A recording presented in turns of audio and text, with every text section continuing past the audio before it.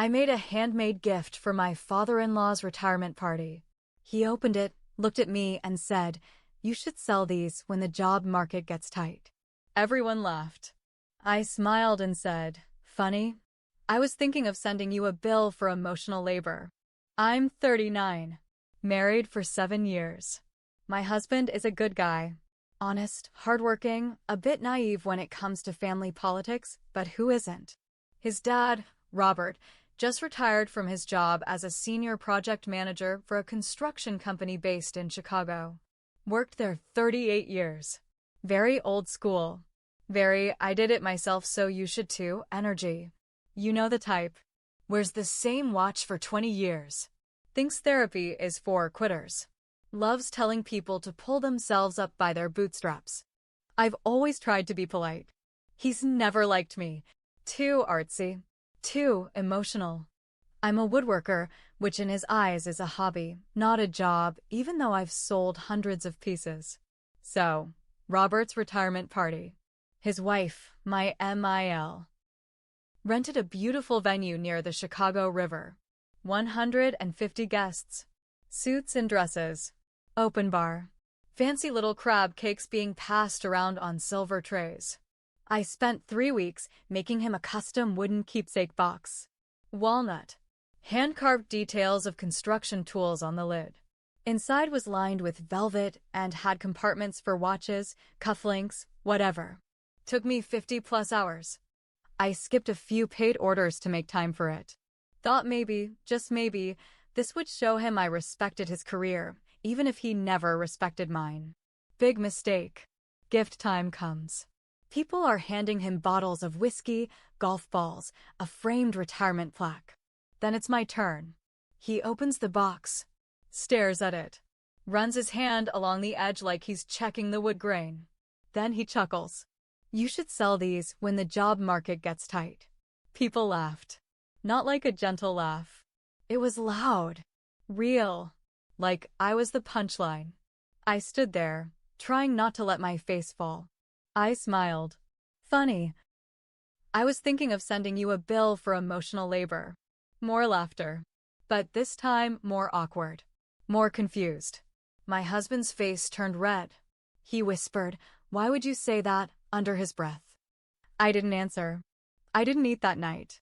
I sat at the table while everyone else danced and drank and toasted to Robert's legacy. My gift sat unopened on the gift table like an unwanted toy on Christmas morning. The car ride home was silent. My husband tried to start conversation, but I kept my answers short. The next day, I took back my gift.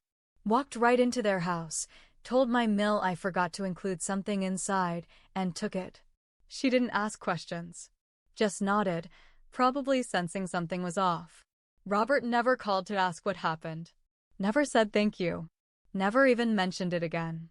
So I started keeping score. Every time I was asked to help set up for a family event, I said no. Every birthday card request? Forgot. Every favor? Busy. Every time they invited us over? We were already booked. My husband noticed. He asked why I was being distant. I told him the truth. I told him his dad humiliated me in front of 150 people after I spent 50 unpaid hours making something personal, and I was done pretending it didn't bother me. He told me I was being dramatic. That Robert was just joking. That's when I stopped talking. I started selling custom boxes again. First locally, then online. They sold out every time. Reviews were amazing. I started gaining traction, posting videos of my process. Before long, I had a following. Not millions, but enough to matter. One day, my husband said, "Hey, my dad was asking about one of your boxes. I think he wants one." I didn't even look up. I just said, "I bet he does." That was 6 months ago. I haven't given him anything.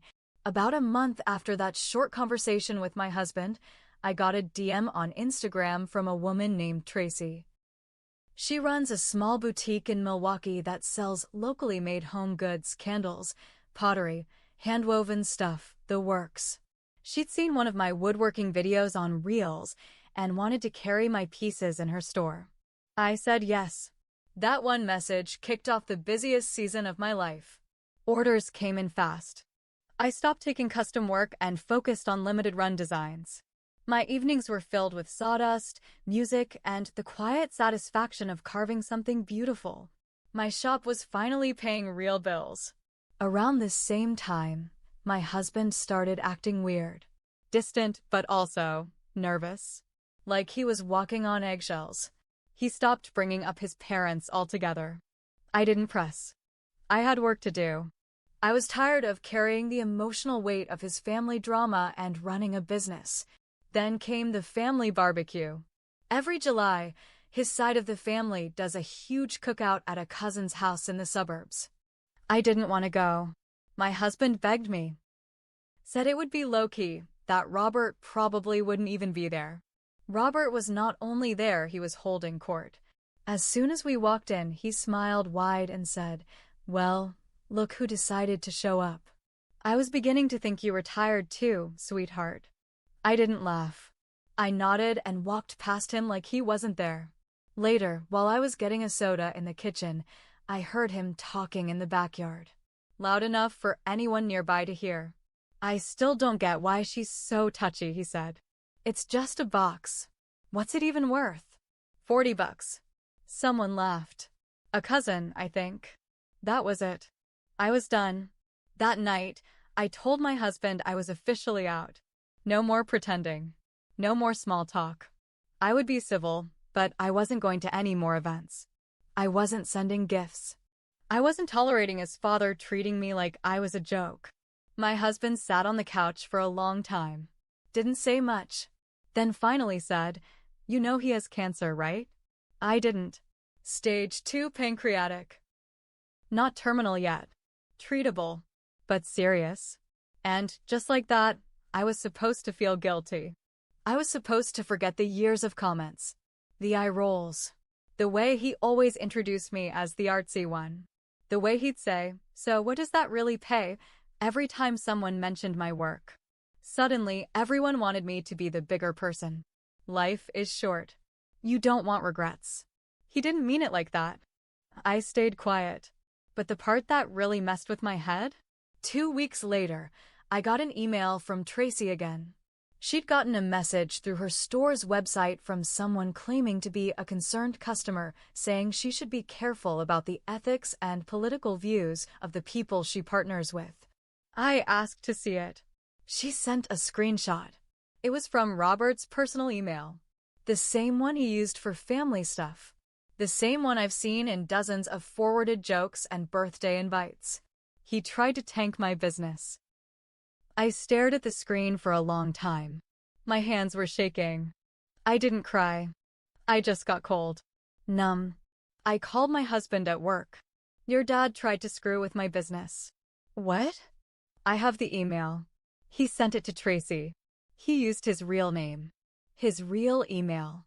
What kind of idiot do you have to be? I'll talk to him." "No, don't." "Why not?" "Because this is between me and him now." That was the day I stopped giving a damn about how it would look. No more soft voice. No more playing the peacemaker. He made it war. And I don't lose those. So now I knew the truth. Robert, my father-in-law, went behind my back, messaged a business partner of mine pretending to be a concerned citizen, trying to warn her about my ethics and political views.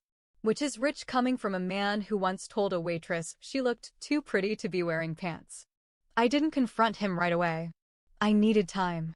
I needed to think. And I needed to be smart. You don't walk into a war without knowing the terrain. So I started watching. Quietly. I talked to Tracy and we laughed about the email. She actually offered to frame it and hang it in the store as a reminder of how scared bitter men get when women succeed. I told her not to delete it. Just in case. Then I started digging a little. Here's the thing about people like Robert. They like the sound of their own voice. He's all over Facebook. Still has a LinkedIn, even though he's retired. And his retirement? That wasn't as clean as he made it seem. Turns out, he wasn't just retiring because he wanted to. He was asked to leave. Quietly. After some comments during a company diversity workshop. I only know this because a friend of mine used to contract for the same company. Small world, huh? Then something else dropped into my lap. My husband's cousin, Rachel, called me. She's always been kind to me. Said she needed to talk. Rachel told me that Robert wasn't just being casually bitter at the barbecue. He'd been telling people that I had tried to use his retirement party as a way to show him up. That I used it to sell my products, and that I planned the whole thing to embarrass him. It took everything in me not to scream into the phone. He was rewriting the story, painting himself as the poor victim of his oversensitive daughter-in-law. I told Rachel thank you. Hung up. And that's when I decided I was going to do something I should have done a long time ago. I made another box. This one wasn't walnut. It was black locust, harder, heavier, sharp edges, no soft details. It had metal corners, scorched accents, and a lock on the front. Inside, I left a single note. You said it was just a box. Here's another one. Try opening this one with your mouth. I didn't send it yet. Instead, I brought it to our next family dinner. Yes, I went. Sat at the table. Passed the potatoes. Smiled at his wife. Waited. Then, before dessert, I said, "Oh, I made something." Thought Robert might want to open it. He looked confused. Opened it in front of everyone. The room went quiet when he read the note. He closed the box. Didn't say a word. My husband stared at me, wide-eyed. I looked at Robert. And I said, "Now you can say you have a second one you didn't earn." No one laughed. Robert stood up, walked out the back door. Everyone stared at me like I slapped the Pope. I ate my dessert in peace. Then I left. Next day, my husband got a call from his dad. This is where it gets weird. Apparently, Robert's lawyer had called him earlier that week about unauthorized use of his name online. One of his old colleagues saw something I posted about woodworking and connected the dots. He thought Robert was involved. He wasn't. But suddenly he was worried about his name being tied to my growing business. He wanted me to sign something, some kind of agreement that I wouldn't use the family name in any of my work. I laughed when my husband told me. "I never even liked your last name," I said. Then I went online and I changed everything. All my accounts. All my branding. I started using my maiden name again. But I didn't stop there. I sent copies of the email he wrote to Tracy to a few family members who'd asked what was really going on. No comment. Just a screenshot. Let them draw their own conclusions. Suddenly, invites stopped coming. Group texts got quieter. I became that one. But I didn't care. Because for once, the truth wasn't just mine to carry. It was out there. And Robert? He was finally quiet. Things went quiet for a while after I dropped that second box. No more calls from Robert. No texts from my ML. Family group chat went dead. My husband was in the middle as usual. They just need time, he kept saying. I didn't argue. I just focused on my shop. By fall, things really took off. One of my box designs went viral after a lifestyle influencer posted about it. Orders exploded. I hired 2 part-time helpers. I even got invited to a handmade goods expo in Indianapolis. My name was on banners. I was doing it. Without anyone's approval. Without Robert's sarcasm. Without anyone pretending I was just a woman with a hobby. Then the hammer dropped. My husband came home one night, quiet, tense. Sat down, rubbed his face like he was about to confess to a crime. "I have to tell you something," he said. He pulled up a copy of a bank statement on his phone. A joint account he and his father used years ago, back when they were doing a real estate thing together. Apparently, Robert had borrowed 10 grand from it in July, without saying a word. But that wasn't the worst part. He used it to hire a consultant to manage his public image online. A PR guy. He paid someone to fix his online reputation, just in case anything from my business or social media connected back to him. Let me say that again. The man tried to erase me from his digital life. And he used our money to do it. That's when I saw red. You want revenge? Here's how it starts. I called Tracy. Asked if she still had the original email from Robert. She did. Then I called the Small Business Association chapter in Chicago, where Robert was listed as a mentor volunteer for retired professionals. Sent them the email too. No message, just the facts. A man targeting a woman-owned business with false accusations. A few days later, he was politely released from his volunteer duties. But I wasn't finished. I took the walnut box. The original one, the retirement gift he never thanked me for. I posted a video on my channel. Titled it, "The Box I Made for the Man Who Called It Junk." Told the whole story. Every word.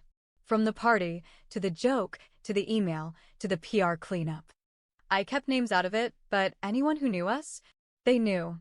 The video blew up. 200,000 views in a week. Comments rolled in. People sharing their own family stories. Their own Robert moments. But here's the twist. I didn't feel better. I felt tired. Tired of carrying this fight. Tired of the anger. Even revenge has a weight to it. That night, I went into my workshop alone. Sat in the dark. Looked at the black locust box, the one I gave him at that last dinner. The one with the note. And I cried, not out of regret, out of loss. Because even though he hurt me deeply, I knew I had turned into someone I didn't recognize. Cold. Strategic. Vengeful. And my husband? He was still there. Still caught in the middle. Watching his father crumble and his wife harden. So I made a choice. I wrote a letter. Not for Robert. For me. I loved you like family. I tried. I gave you time, energy, art, and kindness. You laughed at it. Mocked it. Tried to erase it. I'm not angry anymore. But I'm done trying to prove I'm worth respect. I don't owe you anything. I just hope one day you figure out what real value looks like, before the last person who loves you forgets why they ever did. I didn't send it, but I read it out loud. Then I burned it in the same fire pit he built in our yard years ago. Let the ashes blow into the wind. That was my ending. A quiet fire. No more boxes. Just closure.